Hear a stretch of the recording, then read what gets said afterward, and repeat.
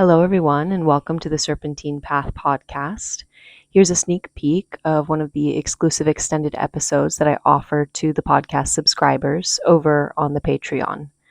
The link is in the show notes if you would like to subscribe and enjoy. All right, so for those of you who already listened to the most recent episode, Remembering the Red Tent, where I talk about reconnecting to my menstrual cycle and menstruation and my bleeding time, which I call my moon time, you know that I promised that I would share with you guys a few different resources in this extra episode. So I'm going to share a few things. One, I'm just going to talk to you guys about what I do to both prepare for my period, my moon, and how I take care of myself while I'm on my moon, and how I communicate the support that I would like to receive when I'm on my moon.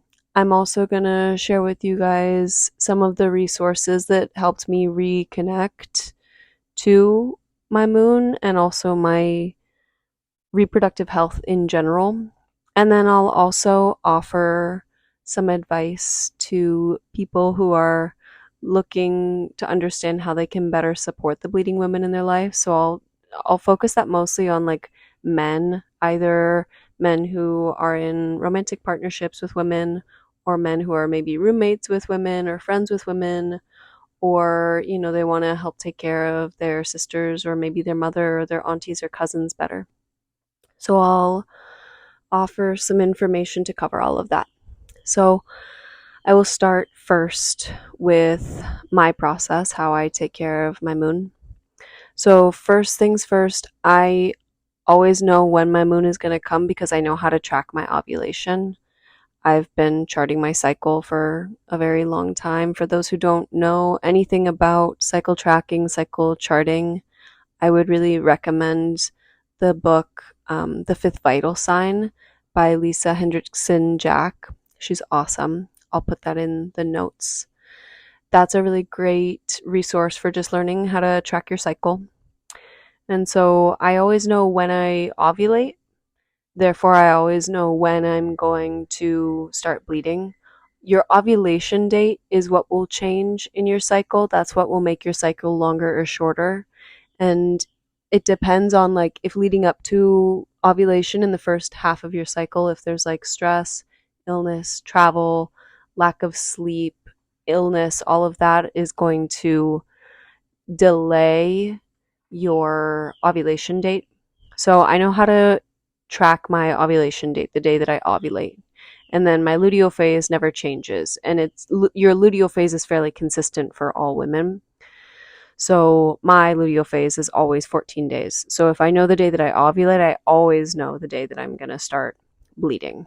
So that's the first thing that I would suggest is people learn how to track their cycles, track their ovulation.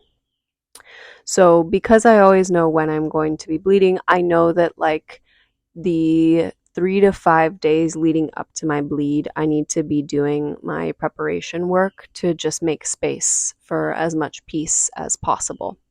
So the things that I do in like the few days leading up to my moon is I just organize my space.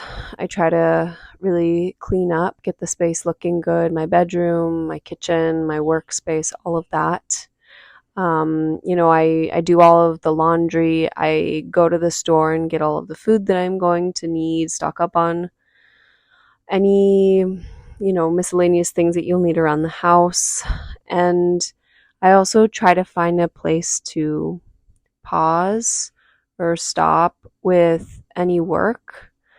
Sometimes that's not possible, but I try to make space for that. And then in terms of like, so that's just kind of like the organizational preparation for my life.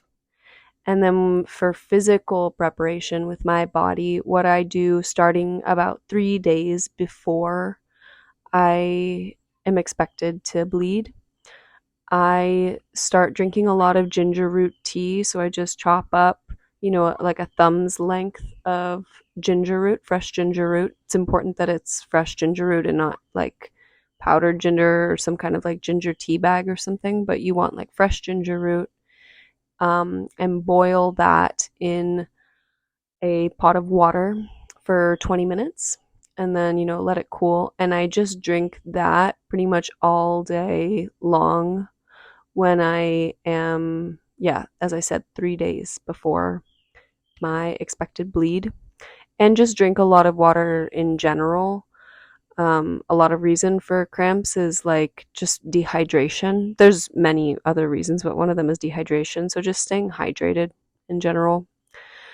I also kind of up my intake of magnesium with like dark leafy greens that are cooked, as well as lots of. All right. If you like what you hear and you want to hear more, please feel free to subscribe to the Serpentine Path Patreon, which is linked in the show notes. On the Patreon, you can also find more of my musical offerings, inspiration behind all of my songs, written pieces that accompany many of the podcast episodes, health and educational resources and recommendations, and much, much more. Your support for this project means the world. Thank you so much.